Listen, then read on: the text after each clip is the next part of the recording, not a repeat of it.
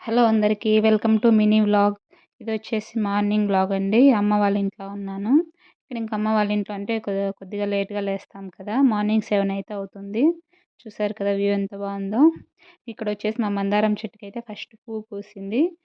చాలా రోజులు అయిపోయింది చెట్టు పెట్టేసి, కాకపోతే చిన్న చిన్న మొగ్గలు వస్తా అంటే కోళ్ళు తినేస్తూ ఉన్నాయంట. ఇప్పుడైతే ఒకటైతే పువ్వు అయితే పూసింది, చిన్న మొగ్గు ఉంది. ఇంకొక సైడ్ అయితే పువ్వు పూసింది, చాలా బాగా వచ్చింది. ఇదేమో కోళ్ళేమో చూడలేదేమో అందుకనేసి అయితే పువ్వు వచ్చింది. చూసారా ఎంత బాగా విడిగిందో, ఫుల్ రెడ్ కలర్ ఇది. ఇందులో రకాలు ఉంటాయి కదా మందారం పువ్వులో, ఇదొకటి ముద్ద మందారం అంటారు దీన్ని, అందరికి తెలిసే ఉంటుంది. ఇంకా మార్నింగ్ వచ్చేసి టిఫిన్కి వచ్చేసి దోశ అయితే చేస్తున్నాము. ఎగ్ దోశ అయితే, ఎగ్ దోశ నార్మల్గా కాకుండా ఇలా చేసుకోండి, చాలా టేస్టీగా ఉంటుంది, చాలా బాగా నచ్చుతుంది.